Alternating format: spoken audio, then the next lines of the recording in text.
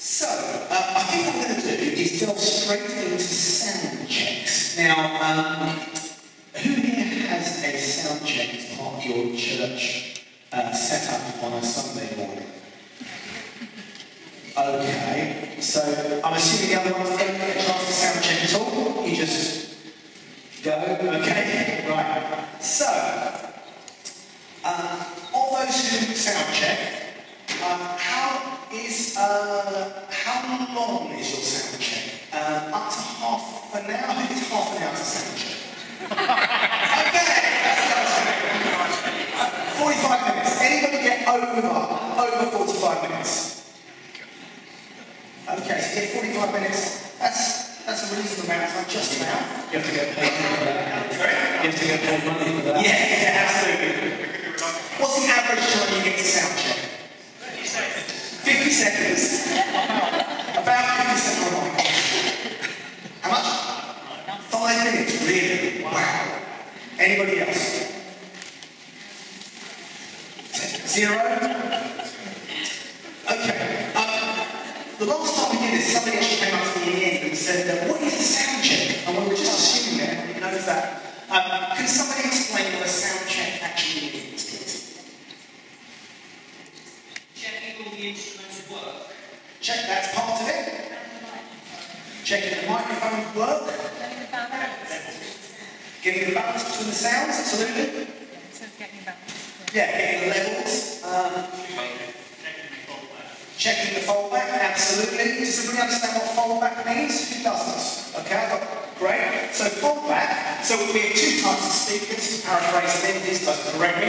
We have the front of house speakers, in other words, the speakers that give the sound that you guys hear, and then we have the foldback sound. And the reason we have that is because the speakers are up there, we as musicians hear that sound once it's gone to the back, hit the back wall, come back all the way again, and we get this kind of cacophony of noise.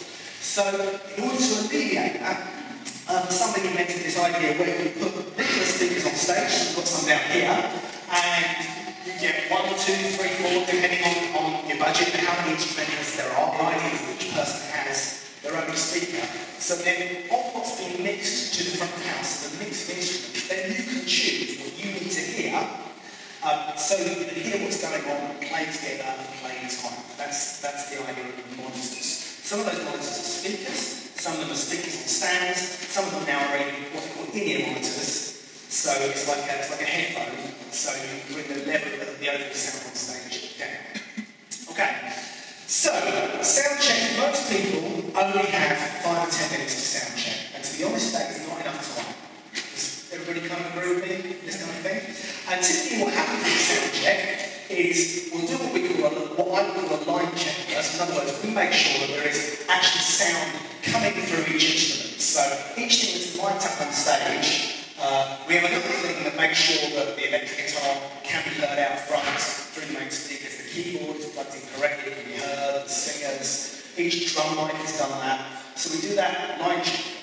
Then we have this weird stage where we try to work out what levels we need on stage to hear each other properly.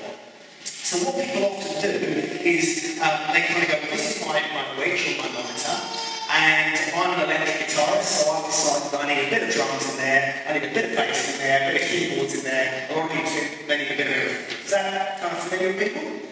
And then everybody says what they want, the sound man does that, and they play together, and what you actually have coming out of the speakers is completely different to what you want. Is that kind of a fairly fair scenario?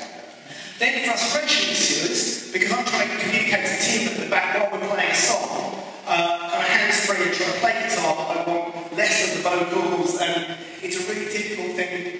Is that kind of a familiar pattern? And then it's just wrongly balanced. So, what I was playing a tour, and I played some festival, I think it was in Wisconsin, somewhere in Wisconsin. And we were playing on stage at midday, we were the first band on. So our sound check time was 6 a.m. The sun was still coming up on a summer's day. It was amazing. Everybody was half asleep, but we had this guy who sound checked us in such a brilliant way. I thought every church should use this because it was so efficient and it really, really helped what was going on. So So the key thing about this is you need 2 people to run the sound check. So you need one come back from the desk, say hi to Tim. Hi Tim. Oh, there we go. And then we have one person on the front of the stage who can actually direct Tim. Hi Tim. Hi Pat. How you doing? I'm alright. I'm good. Okay, thank you. The way you do this, you line check everything. I make sure everything actually physically works. I would say the last thing you want to line check is your drums. Then what we'll do, we're going to sound check the drums first and we build things up in layers. So where's Martin? Can I just ask you just to grab the bass for a second?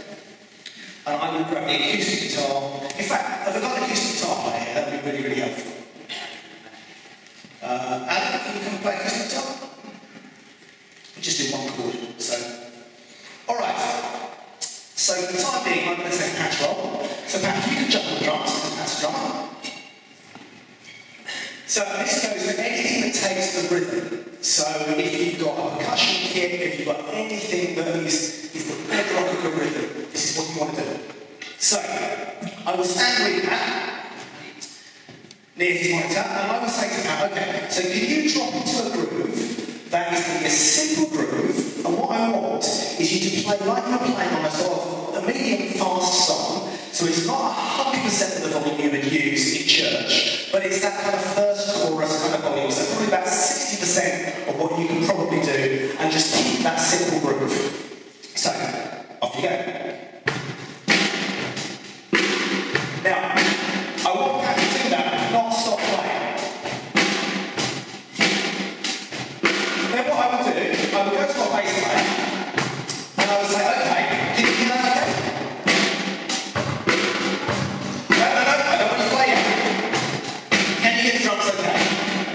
Do you need any of the drums in your watch? Okay, so he said no. Now typically some people might say, I need a bit of hat, or a bit of kick, or a bit more kick drum, something like that. And at that point, I'll tell Tim and that, I'll say, in the bass, you'll get a little bit of kick drum. Yeah, and I'll say to you, is that okay? Can you hear that alright? I can't hear you. Line 2, hold back line 2. Thank you. What's that? Right, keep tuning in.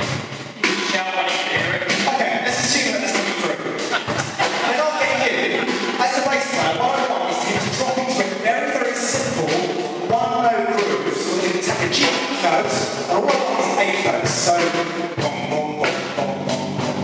Okay, and I just want you to keep on playing at that pace, don't stop. Go back to drum stage. You need that in your wedge? So he wants a little bit of that. Mr. Soundman, have a little bit of that there. On 2 again. So, a little bit of bass in the drum wedge. On all 2, is that? What about 4? What about 4? Now, the key is never stop playing. Never ever stop playing. So now I'll go to our acoustic guitarist, and we'll be down my wedge down there. And say, okay, so what would you like? Would you like a bit of drums in the wedge? I've got bass drum. Okay, so what about a kick drum? Bass like that. So he doesn't need anything, but then I might go to the other instruments and say, okay, what do you need to bass and drums? So the keyboard player, the orchestral player, what do you need to bass and drums? And they keep playing at that pace. Now I've had some acoustic guitar in, so he's got what he needs. So if you can play just a strum and on G. Okay? So I go back to my drummer. So have you got me that? You want a little bit more? So, okay. So, I'm going back to our sound man. If you haven't got the lines, don't worry. So I'm saying, the drummer needs a little bit more acoustic guitar. Yeah, that's enough. And the bass player needs a little bit less acoustic guitar. So is that okay now? You go? Is that okay now? Then I'll go to the other instruments. Okay, so stop.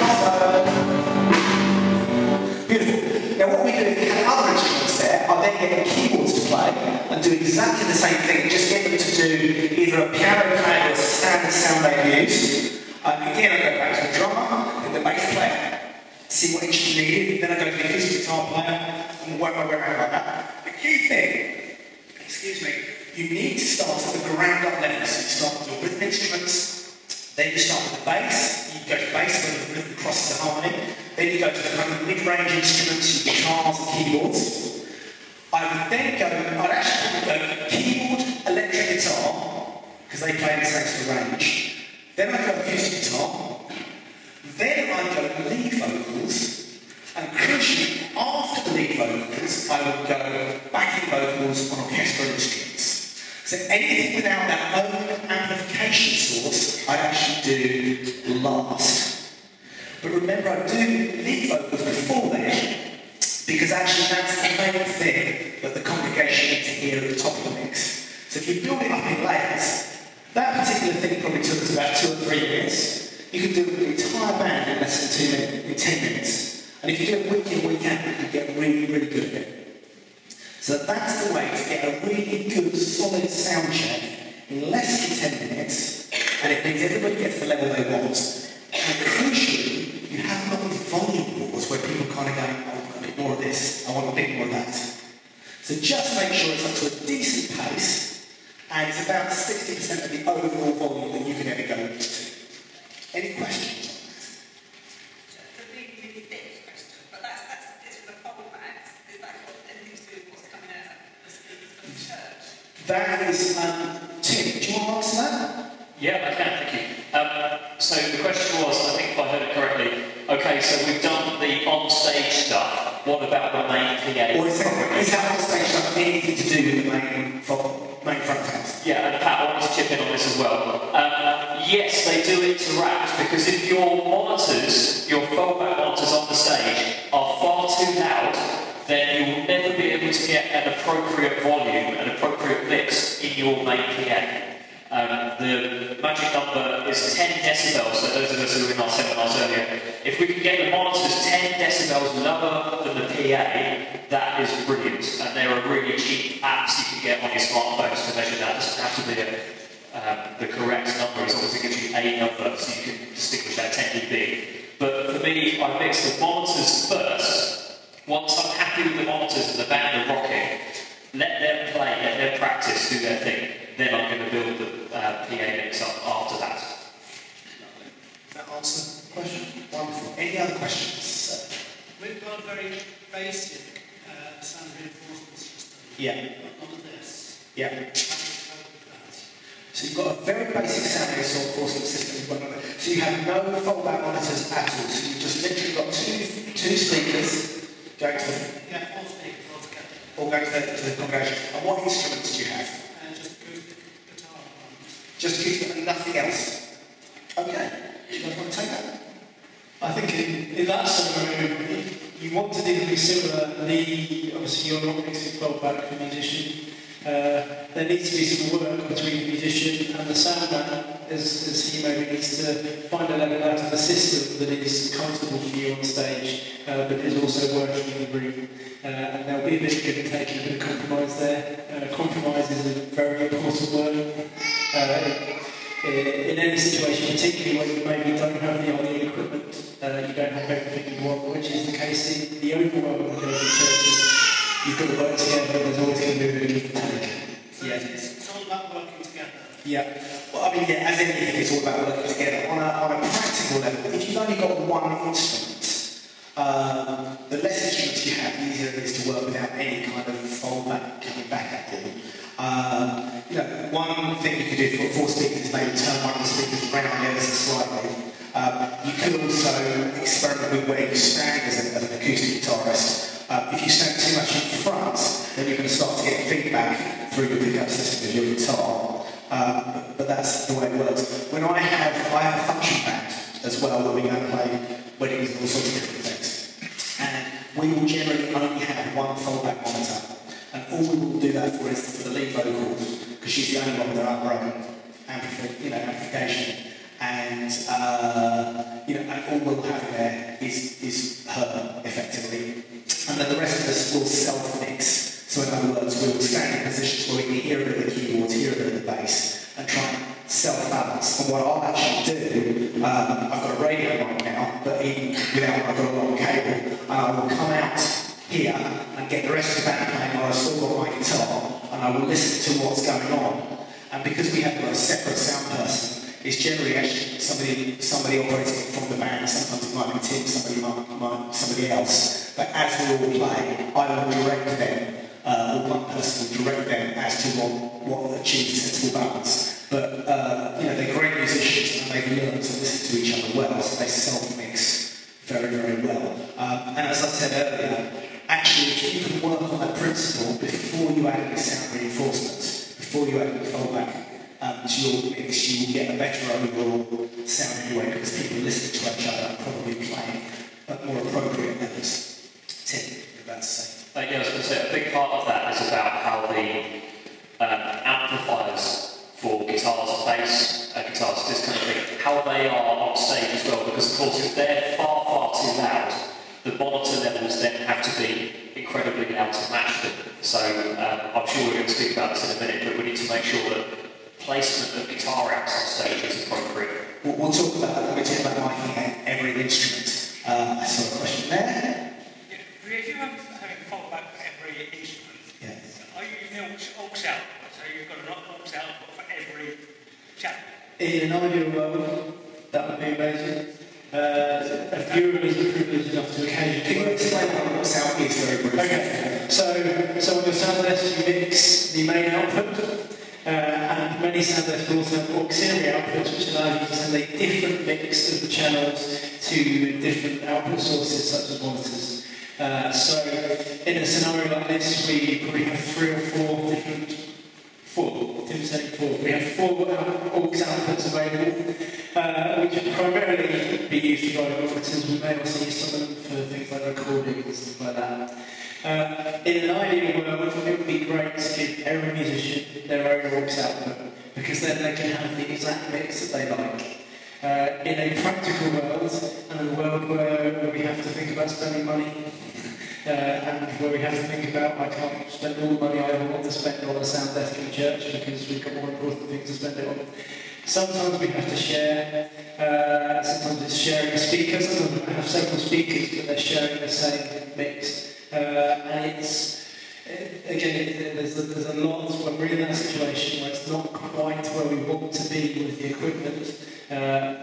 The really important thing is just that we work together. So we need to work out who's sharing. Something that really often surprises me is when you have musicians who are sharing a mix but they don't realise it, for instance. Can often be the case in the church. If your drummer and your bass player are on the same mix but they don't know, and they're both asking for different things, you just turn it one way and then the other way and then the other way and the other way. Nobody wins.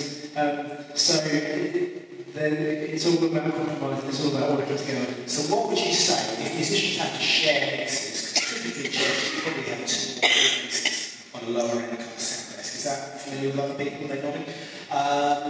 What would you suggest grouping together so they share? It's a very hard question, and there are always people who lose out. I would say your worship leader needs to have their own mix, because if you're operating that kind of model where you have a specific singer, guitarist or keyboard player, they will want their own mix. Keyboards, if you have keyboards, often will want their own mix because they will need so much more level of their instrument than anybody else will want of them. So it's very hard if a keyboard is sharing. Backing vocalists can share as a group, and then I would suggest the kind of conglomerate with the rest of the band if you had 4. So you could put guitars and bass and drums, and they're easier because actually they can all mostly hear most of what they need to hear themselves from themselves, because they're much louder instruments than programs. Yeah. You kind of need one person gets one all to themselves, and then you've got 4 people who are all sharing one. It seems a bit unfair, but actually it's about thinking what do each different musician need. So if you're kind of a backline kind of role, you probably just need a general mix, and you don't need so many specific things as a leader would need. My normal role is an electric guitarist, and generally what I need to hear is the lead vocal, and then the rhythm of the main lead instrument, whether that be a keyboard or an acoustic guitar, is the normal thing, so I can actually follow along what they're doing. I generally have enough drums on on, on any environment. I don't generally need any drums. I possibly might need, if it's a bigger environment, I might need a bit of kick drum. It's not on the floor. But things like the hats and any of the kind of topping sounds like the cymbals, they cut through absolutely everything. You don't necessarily need to mic those. So I generally go kind of that way, but more often than not, I won't have any kind of mix at all. I won't even have my own speaker in some environments. So what I tend to do, because I've got a long lead or wireless, I will actually set my amp up where I can see it. We'll talk about where to place stuff in a minute. And then I will actually, because I've got a guitar and it's not a keyboard, I will wander around a little bit on the stage until I can find somebody else's monitor that just gives me what I need to hear. And very often, if it's that worship leader model, they're hearing themselves anyway. That's mostly what they want. So I'll just stand fairly near to them so I can hear what they hear. How important is it to hear yourself? Because we have one or two people who hear themselves and nobody else can hear anything else. The question was, how important is it to hear yourself? Because you have one or two people that can hear themselves so well that nobody else can hear anything else. What are those? Is it not right to ask those? Keyboard? Horn. Keyboard horn, okay. Keyboard's the main. Keyboard horn. I think it's another very difficult question. There are no right or wrong answers to this. Certain sources will need to hear more of themselves than others, particularly sources which are acoustically very quiet on stage and need a lot more of themselves back from the monitor. If your drummer is assisting, then everybody has a tiny drum kit through the monitors because he needs to hear himself. He's being a bit of a prat. I'm a drummer, so I can say that. He's the loudest guy there, he doesn't need to hear all of that. If your lead vocalist is needing quite a lot of themselves, that's probably because actually that is genuinely important to them as musicians to be able to play that. Keyboards are an interesting one because we have a keyboard which is really supposed to be a piano, but we've taken all the actual acoustic bit out of it and turned it into an electronic instrument that makes no noise. But unlike an electric guitar, we don't often put a keyboard out of it. So the keyboard player is in a very difficult situation because they have no kind of acoustic sound themselves and they do need it all through there. It becomes very difficult when you have a very small number of monitors and you're trying to share. So would you encourage keyboard players in that scenario to get their own keyboard out? It can really help. It can really help having your own keyboard out. It can also not help. It can also why can it also if, again, because the keyboards, it doesn't matter if your keyboard's coming through a monitor or through a keyboard amp. If it's too loud, it's too loud. The beauty of the keyboard amp is that it's only pointing at the head of the keyboard player. So yes, that is an advantage, but the disadvantage is that the whole stage is now washed with keyboard amp. So it's all about compromise and communication. And ultimately, I think we need to remember what we're there to do. We're there to serve the congregation, serve the church through our worship leading. A human musician's kind of orientated view is a very good thing to have from a bigger perspective with what the sound guy is trying to do, what everybody else is trying to do. There are two options you can try out. One thing is to take, this is a guitar amp, pretty silly back there. Face the things that have loud amps at instruments that are loud. Face the electric guitar amp at the drummer. Bass is a little bit different because the way it kind of throws the sound out, it just kind of floods everywhere. I would say part of the problem with people playing too loud is their amplifier is not facing their face. So the keyboard player sometimes, if they've got the wedge on the floor, it's maybe going into their knees or the midriff. So actually you can get the sound down by actually pulling it up and being much closer to people's ears. They're not so popular now, but there used to be these little kind of monitor speakers that used to clip to a mic stand. I guess you probably still get and you actually had less output out of them because, of course, they were close to somebody's ears. If you take it to its ultimate conclusion, if you have some headphones, you don't have very much output at all, but it's so close to people's ears, they hear what they like. So that's one way of dealing with it as well. So just get it up close to the face. Typically, it's guitarists and bass players that often are creating too much noise, and partly because they stand here, right? Is that the scenario? So where is the amp facing? Facing the congregation.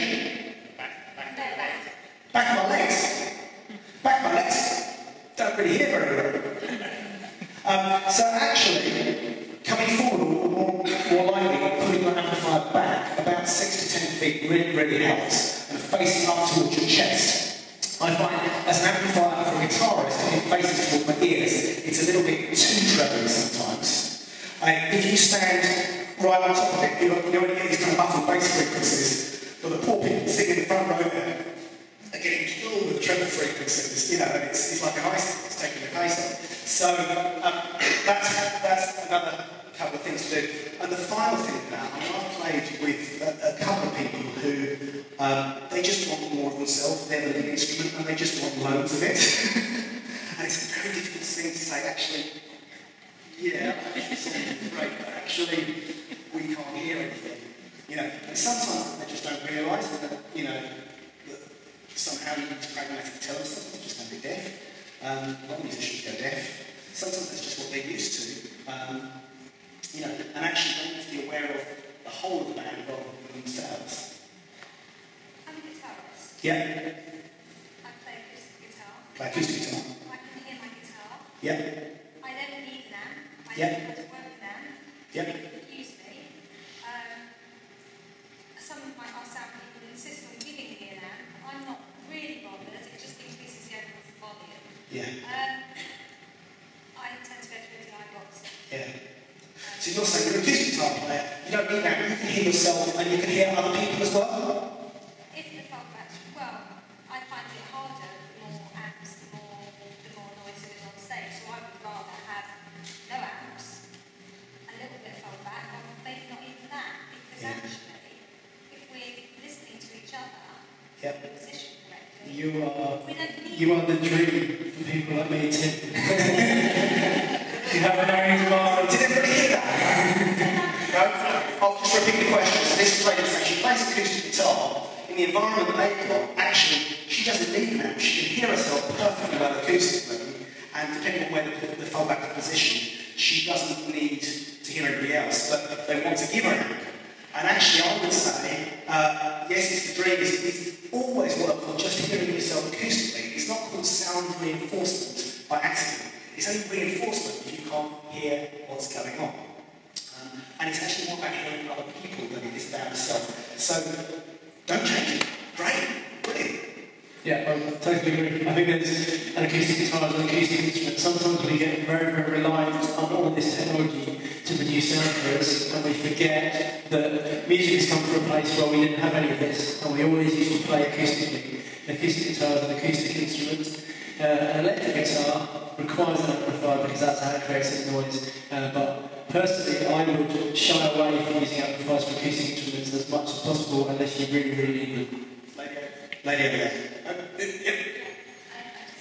Shout loud. I just have a question about the congregation and how much should you as a worship group hear the congregation? And there's differences in people, like, does that help you guide where they are, or whether you need to repeat a verse and then know it, or you're singing, or does it distract you?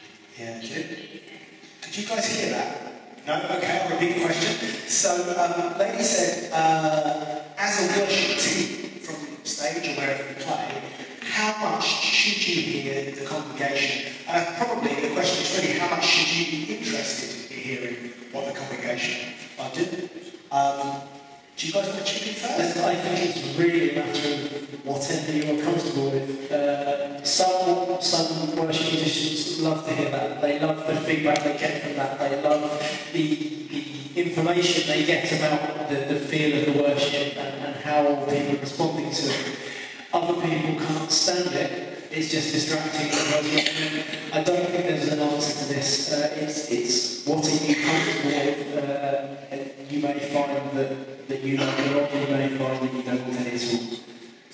And also, if you are doing the contemporary rock band thing, and as a band you're trying to do Wembley Stadium-esque levels, and you have a congregation of 10 people, you're never going to hear the congregation.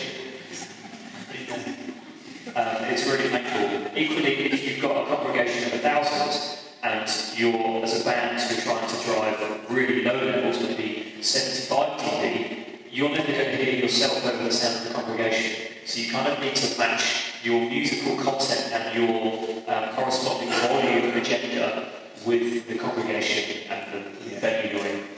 I would put in, my personal opinion is it depends on what you are trying to achieve, but the most important thing is how does it help your congregation to worship? So I've been in that scenario where we've had this Wembley Stadium band with 10 people in the congregation, and to me that seems really stupid. In fact, I've been in one church where we did 2 services back to back, and the first service had like 400 or 500 people packed the rafters, and the second service had almost nobody, and yet we did exactly the same set in exactly the same way. And we kind of just played our songs to them, and whether we actually helped them worship or not was a byproduct. Now, for me personally, I find that quite sad, but there are many, many answers to this, and it depends on what you are trying to achieve. So, if we talk about that produced model, where produced model works very well for big sort of London churches where you've got people in and out all the time, not necessarily the same congregation, and it's more of a presentation style of things, then actually what they're saying is we're doing the same thing the same way and people just join in. And actually, we're not going to change what we do because it's a presentation style, and therefore actually doing the congregation is not necessarily an interest level. If you're somewhere a bit over to the other spectrum where you're actually saying, I want the congregation to be interactive in what I do, and actually we change the way that we play according to how the congregation responded, then it's very, very important that you hear the congregation. In fact, it's more important than anything else. And if that's the way you express your worship, and that's the way you lead people, then very much you need to do everything you possibly can to hear the congregation. And it's why, in that environment, I'm not a fan of what they call in-ear monitors, which are like headphones that plug into your ears. So if it's well set up, you can get crystal clear sound on completely silent stage. But it also is like a pair of ear defenders, so you can't really hear the congregation. And some people put like ambient mics, the congregation is fed back to them. But there's nothing beats, for me, actually getting among people and removing as many barriers as possible if I'm doing that sort of expression of worship where we're trying to actually reflect what they're doing. So it really depends on where your church honestly is in that spectrum and what it's really trying to achieve. One of the dangers is we say and we think we're trying to achieve one thing, where in actual fact what we really want to do is achieve the other things. So sometimes in our worship teams, what we're really about is actually playing the music we like, not necessarily what the congregation likes and what's most beneficial to them. It's a great question people ask is, what kind of music do we play, why do we play it, and who likes it? It's a hard question. So, Andy, I'm as guilty as a lot of people by not using an amplifier. Yep. I don't need one personally, but you get people in the congregation who are hard of hearing. Yeah. They can't hear, they might be able to hear other instruments, but not the acoustic guitar. So You've got to have some sort of reinforcement. Yeah, so you're saying you don't use an amplifier and the congregation can't hear your guitar. Again, it's more to that side of the congregation, so you need to put it through the system or get an amplifier, absolutely. Right, one more and then we'll move on. Could you possibly show people something in respect of microphone technique? I can demonstrate for you if you like. Because one of the biggest problems I've encountered is many people are asked, well, they join a music group to sing, but they have no idea how to use a microphone. I can briefly demonstrate if you wish. Funny enough, that's exactly what we're going to move on to. So what we're going to cover next is mic instruments and playing instruments. Well, we're going to talk about vocals. So since we're there, absolutely, we'll start about mic technique for vocals. Right, so firstly, I think we need to differentiate between vocalists in a choir picking up sound from a choir and picking up close mic from each individual vocalist. So you guys want to chip in on that? So, vocalists in the choir is a large mass of people, and we are trying to mic this mass as a source. as opposed to what we're doing right now, where Andy and I are both individually the source, so we mic ourselves in a very different way. You could, if you wanted to, give everybody in a choir one of these, but it would be very, very complicated. You'd be making your life very, very hard. It would be a lot of work, and it wouldn't really necessarily produce the best sound. Alternatively, you could go for a more distant microphone that is designed to pick up the entire group as one, or you can go for several of such microphones. Martin's just been very happily giving us some nice condensed microphones. These are one of very, very many options that you could try using. So what we've got a condenser microphone that is really designed to be used to pick up lots of sound around it. So it's not about picking up what's up there closely, picking up what's going on in a wider way. So you often use these types of microphones to mic a choir. And if you say had a choir of 5 or 6 people, how many mics would you use if you're on a limited budget? Where would you put those mics? I would think that a choir with 5 or 6 people, you could get away with a single microphone, but perhaps 2 would be ideal. Okay. And where would you place those in relation to choir? So if we're choir here, where would you put them? There are a few different things you can try, really, and a lot of it depends on what else is going on in your setup. An ideal situation would be to kind of overhead mic, so Vandy is part of the choir, we would aim to stick microphones kind of up above him, pointing at him and at the choir, picking up the general noise. This can be problematic if you're, we've even got some stands that you can do it on, there we go. If there's a lot else going on as well as the choir, there are some noise instruments on stage, that starts to become a bit more complicated. So you can perhaps investigate, rather than using a condenser mic, using a more standard dynamic vocal mic that people could stand around in groups of maybe 3 or 4. So, if they've got the condenser mic, what is the closest they would be to it? Because presumably if one person's not close, you'll hear a lot more of that person. You will. You will.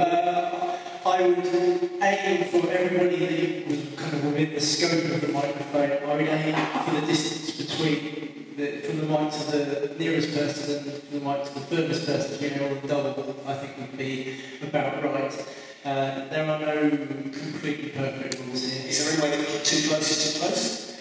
I think if the mic were kind of here and it's picking up 4 people to my right, of course it's going to hear a lot more of me than anybody else. That's not going to give you a nice overall feel of the choir. It's going to give you kind of one specific person. We're moving closer to the close miking like we would do with one of these. And how does that relate, maybe there's a 2 question, how does that relate if you've got a microphone that picks up lots of different sounds? How does that relate to feedback and, horrible noises that you're going to get in church? Well, of course, the louder you push the mic through the PA, the more likely it is to feedback and squeal and be nasty. So there is that fine balance between getting a good level out of the mic from the singers, and that is as much about mic technique and mic placement as it is about the singers performing and giving you something to mic up. If you've got 6 singers in your choir who are all whispering like mice, you cannot make them sound like the London Community Gospel Choir. You can only amplify what you're given. Yeah, absolutely. So the louder they sing, the more gain you have. Also, bear in mind, if you're using condenser mics, they can be picked up by every other sound source on the stage. So it'll pick up the drums, it'll pick up electric guitar, it'll pick up bass amps, those kind of things. The other kind of mics, Okay, so say we were miking up an individual, as we would commonly do in a lot of voice scenarios, as Tim and Andy did this morning. We would use a different type of microphone. This is a dynamic microphone, and it's designed really for close miking. There's a lot, should we talk about the technique is how you... Let's talk about, so this is designed for individual singers. Yeah. Now, one of the most important things with this is largely to how close you get to the source. Andy is doing brilliant earlier, he's not doing it now, but I spotted him doing it and I thought, that's really handy. So he held his microphone like this, and he put his thumb on his chin. And that's a really nice kind of little technique. It's very easy once you know you should have the microphone close, but if you're not confident with it, you start moving it up and down, and it moves all over the place. And it's very hard to get a consistent level. So a little technique like that was really nice. Tim's got Yeah, that was great. And actually for me, get the mic on the top lip, physically touching if you can. The bottom jaw obviously moves around, so the top lip is always static. So for me, get the mic on the top lip. Wherever your nose goes, the mic should just be a snowman nose extension of that. So wherever your face points, your nose points, the mic should point in the same direction. One thing that Andy did really well was that. One thing that Andy did really badly, sorry Andy, I'm going to mess around, is you cupped your hand over the mic capsule. Right. That's not the mic capsule. Can you just do it for me, just to show like that? Yeah, not over the top, but kind of around the side. Yeah, that really changes the tonality of that microphone, and I'm having to really work hard on this end. What does it do to you? It makes it sound really nasal. It can also make it a bit more shouty. So it just increases the volume. It's kind of like cupping your hands around your mouth when you try to shout to somebody. It's that kind of idea. It also makes it a lot more susceptible to feedback. Yes. This is something sometimes a lot of rappers and people like to do this because they think it looks very cool. I would like to be a rapper. Well, you might like that. It might look cool, but it doesn't sound cool. Also, positive and negative. The reason I do this is because I have the temptation to gesticulate and move my arms around a lot when I move around a lot when I present. And it's so easy to do this when I'm talking, and then suddenly my mic doesn't. You can't only hear it. Let's awesome. Oh. I can never do that. I always wanted to. But actually, look at the difference. If I just move it straight to I've only moved it a couple of inches, and it makes a massive difference of what sound's coming out, from the right to the left. Or even if I'm moving up and down, you hear the difference in there? It's much more trebly to much more bassy. And then if I put it down there, so it only is designed to be operating at a very, very close range. That's why, if you have it consistently somehow, I don't know whether it's the best thing to do, but just to slightly rest my chin on it, it means at least they get a consistent feed to amplify me in the back. If I was doing this, it's very, very difficult. It's not just the range, also it's the direction of the microphone. Most microphones are directional. They're designed to point in a certain direction. One of these points straight that way, so I'm pointing it straight that way into my mouth. Yes. See, if I pointed it like this, it's still hearing me, but it's not really hearing me very clearly, and it completely changes the tonality and the level you're getting into the microphone. Yeah. Also, distance from the mic. We spoke about this earlier in the tech seminars. We call it inverse square law. So every time you double the distance between your mic and the mouth, you're effectively halving the volume. So if you're an inch away from mouth to mic, you can get, let's call it 100% volume. As soon as you go to 2 inches away, you're now only capable of 50% volume. And that's a massive drop. So we need to and you go to 4 inches and you're at 25%, you're at 8 inches. If you're holding your voice down here, Tim's going to have a really hard time getting any level out, and I sound a bit weird now, it's quite echoey. And actually, we're getting very close to feedback because then they turn me up so much. And of course, the next person then comes up and sticks it in their mouth, and like this. It feeds back. Yeah. We're not going to try that. One pragmatic thing, somebody came up to me earlier and made a very good point. They said, you're doing this with your microphone, and you're putting it there, but my wife is deaf and trying to lip read you and can't see. So actually, there's something to consider if you have a number of people who are hard of hearing in your congregation and they need to lip read, then it's worth considering what types of microphones you generally use and how you do it. You could do, they're not great, I mean, you could use the pedal mics for singing, you could do the Britney Spears call centre mic, they actually work quite reasonably, some of those. So if you have that kind of thing where nobody can see my lips anymore, it makes a difference. We wouldn't normally suggest using those kind of microphones for singing, but certainly in the spoken part of your service, if you have someone delivering a sermon or a sound system, the face type mics are fantastic because they get very close to your mouth and they maintain a very consistent distance. And actually, Andy made a comment about the Britney mic thing. They're not like that these days. They are fantastically subtle, fantastically light and comfortable to wear. It's not like you're wearing an enormous boom arm, sticking one of these out. You're not trying to land a plane with it, you know what I mean? It's not air traffic control. Right, this would be very cost effective. Any questions on the microphone technique before we move on? Could you explain more about feedback, please? Yeah, in relation to what? What it is or how it happens? You missed our seminar this morning, unfortunately. Feedback, feedback is when you get that nasty howling voice through your system.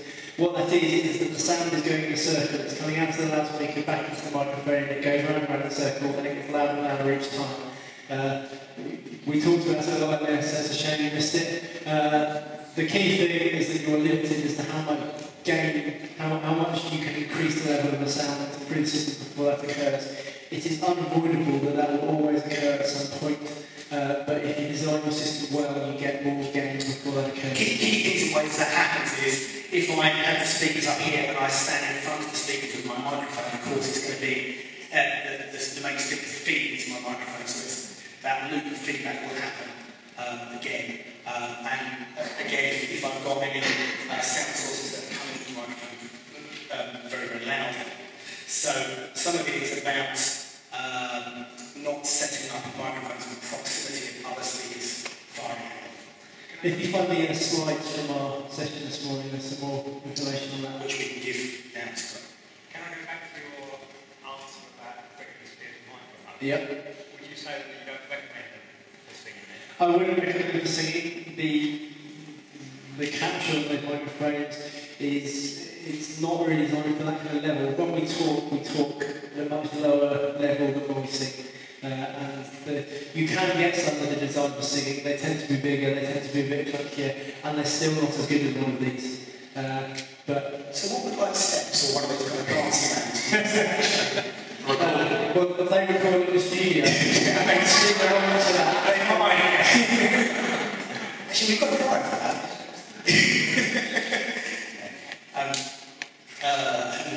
That's actually genuinely read, I think that's first. Talking about using handheld mic, have you got a sort of technique for mic switching on stand? It's very similar. You can't quite do one of these from when you think, but I would. Is this one on? Hello, we're on. Well, we're going for a very similar kind of thing. So I'm standing and my lips are touching this. If you're wearing lipstick, it will end up red. It's exactly the same principle. Obviously, you don't have the benefit you can hold it in your hand. If you're playing guitar or something, you can get very into it. You end up backing it. It's just something you need to be aware of. Maintain that consistent distance as much as you possibly can. If you're a little nervous, sometimes you start doing this, particularly if you kind of look around at different people. That often helps. So it's actually a point of relaxing and making sure you stay consistent with the microphone. And that's an incredibly good point. Nerves, and also a lot of people, just the whole process of being microphone, you start to behave a little differently. You sound different with the microphone. You hear yourself in a way you're not used to hearing yourself, unless you do this all the time. You love the sound of your voice, like me and Andy. Let's go Alan and then teammate. Just to be clear, what's the recommendation for the singer who's also playing the guitar? So what's the recommendation for a singer who's also playing guitar? Tim, could you answer that and then make the point we're going to make? Well, you could probably show that better because you've got a guitar next to you and a mic. Pat, do you want to take this one?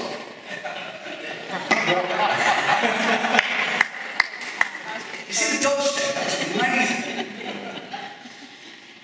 You turn me off. Yeah. He's turning me off. Shocking. As Andy is demonstrating absolutely perfectly, logistically it's quite practical to fit a stand. You typically need a boom arm stand like this rather than just a straight stand, but there is nothing that stops you having a microphone and a stand with a guitar in front of you. Obviously you can't have a handheld unless you have a third arm. One of the compromises and challenges, of course, your guitar is making sound, so that can go into the microphone a little bit. Particularly if you've got a wedge or fallback and your fit, then that's kind of creating sound as well. What more often happens, if you have that wedge so cranked up so high, sometimes you can go into the pickup microphone off the guitar and it starts to vibrate and whistle a little bit and that kind of thing. So, as with all of these things, start with the minimum level of sound reinforcement you need to hear yourself acoustically. If you've got that typical contemporary band sound, it's often the drums which is the loudest instruments, and actually looking at the loudest instruments still on stage, and that's where a lot of that volume build-up on stage, people need more reinforcement. So you need to look at where you place the drums in relation to your microphones. It's something we didn't quite get to talk about this morning, but benefits of that setup that Andy and Tim demonstrated this morning is that you're separating all your quiet sources, like your orchestral sources and your vocal mics, from your drum kit. In a traditional rock setup, your leader will be stood here, and his microphone is pointing straight back that way at the drum kit, which is you're going to be picking up, particularly things like cymbals and hi-hats and snare drum. You get so much of that in the vocal mic in that setup. Whereas in the setup Andy demonstrated earlier, your vocalist is stood over here, almost opposite the drum kit. They're as far away from him as they can get, and the microphones are pointing in the other direction, which is a double win. Okay, now we've got 10 minutes left, so I want to talk about miking each instrument or how you plug in or amplify each instrument. So, firstly, acoustic guitarists, where are we? Okay, how do you typically mic your instrument? What do you generally do?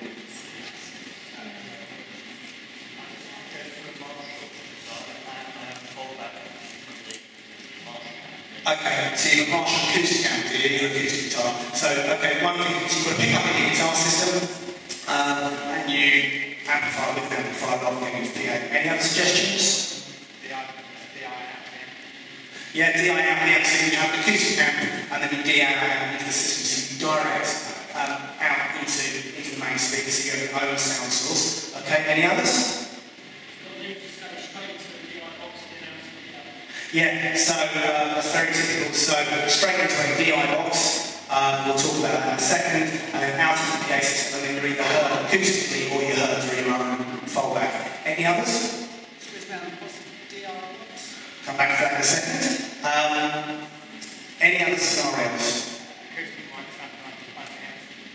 Acoustic, yeah, we can buy the amp. So in other words, they're saying still have an amplifier for your acoustic guitar, but then you can buy the amp. And then of course what we used to do in the olden days was actually mic the guitar itself. You know, funnily enough, you actually get the best tone by miking the guitar. You know, when you play in a studio, you never come out with a guitar's pickup, ever, in a studio, because it gives you actually a synthetic sort of sound.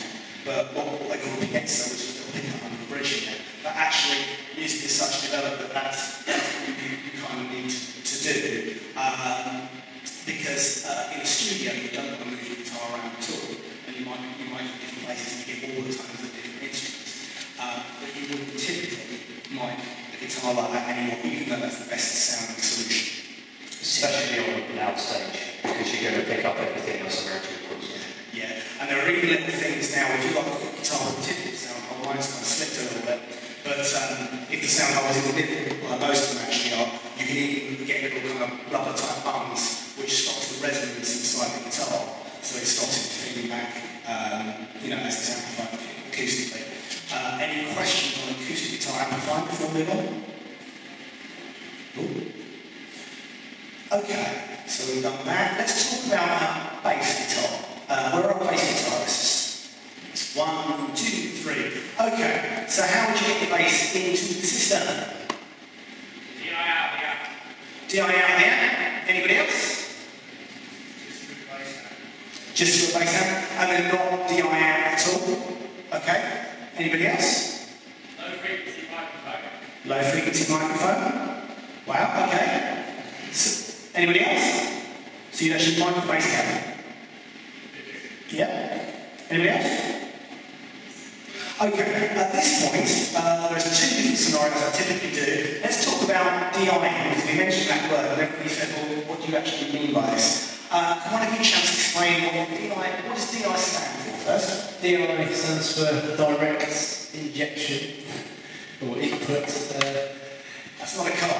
It's not a car. Various instruments, such as acoustic guitar, have pickup, electric guitar, and bass guitar, use pickups. They spit out an electrical signal from that on normally on a jack like this. It's making funny popping noises when I pick it up. A jack lead is different to an XLR like this. In a jack lead we have 1 signal line, in an XLR we have 2. And in an XLR what we do is we send signal down both wires in different directions so that any interference on that wire cancels itself out. So we wouldn't want to send signal long distances on a normal jack lead, but we will on an XLR. So with the DI box, What do you call that term? balanced. There we go. So So an XLR is a balance lead and a jack. Normally you can get balance jack, but your typical electric guitar or acoustic guitar pickup is splitting out into an unbalanced jack. So in other words, you go out from the acoustic guitar with a standard cartridge cable into the DI box, come out from an XLR, you hear, into the system and out from it. And a CI effectively is just converting an unbalanced signal to a balanced one, just so you can send it over distance. And it's a little box, some of them have switches on them, for ground lift, so suddenly if it starts buzzing, you can switch that and magic happens and all the noises go away and it's beautiful. Okay, moving quickly on. So, we talked about DIs in relation to bass guitar. With bass guitar, it's one of those instruments that you can actually go directly into the system via a DI just out of the instrument. I.e., just like an acoustic guitar, you can go out from the sound of the bass guitar into the DI box, straight into the system, and it will sound fine. So the natural sound of an electric bass guitar will sound okay through a PA system. You can put it through an amplifier. An amplifier basically colours and enhances the tone, and it obviously gives, gives the sound that the bass guitarist wants to hear. But there's two ways you can do it.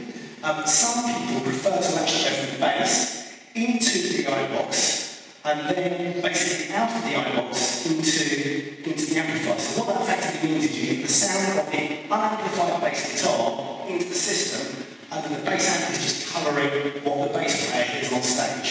Some people prefer more consistent signal like that.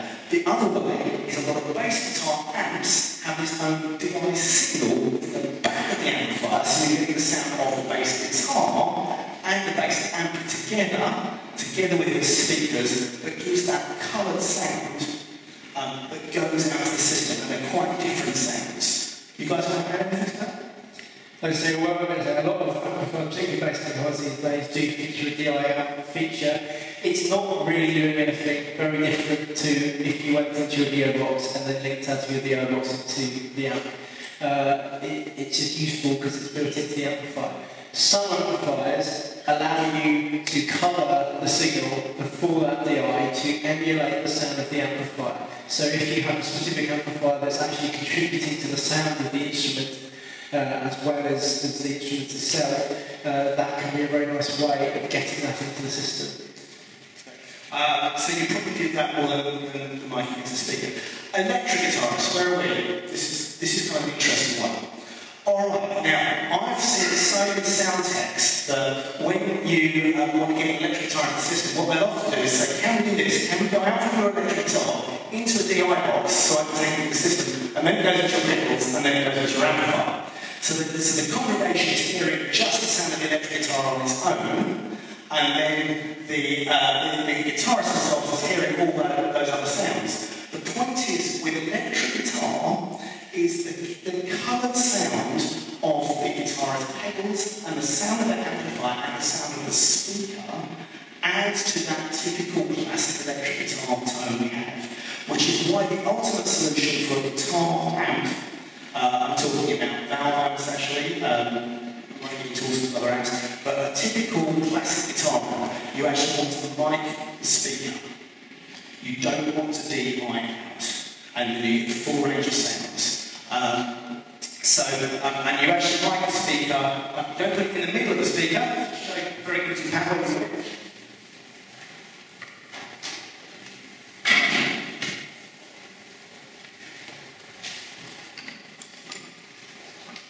So, typically a guitar, you don't want to stick it right in the middle of the speaker because in the very centre of the cone you get a very, very harsh, very aggressive sound. Typically, you want to aim for about a third of the way from the centre of the cone to the edge of the speaker. So, somewhere around here. That kind of space. Another thing you can sometimes experiment with is actually the angle of the microphone. So again, if you point the microphone directly into the cone of the speaker, you can sometimes get a very, very harsh, very aggressive sound that isn't particularly enjoyable. If you just subtly angle the microphone outwards a little bit, it can soften it and produce a much more natural sound. Okay, now we've run out of time for people, but just very briefly say that for a keyboard you DI, you don't put the mic on top of the keys. And for the drum kit, I would actually say if you're limited on microphones, generally you want you amplify the lower frequencies rather than the higher frequencies because they will cut through. So typically, Steve, I would put one on the kick drum. You might put one mid-distance in the snare, something like that. Those cymbals and hi-hats tend to cut through. As you've got more and more microphones, you can go hats and then individual cymbals. But I have to say, if you've got the sort of church where you might have every cymbal and every element of the drums, don't feel you have to mix everything in. I find some churches mix drums too loud just because it's there, it doesn't mean it has to be amplified. It's sound reinforcement. Not sound replacement. Yes.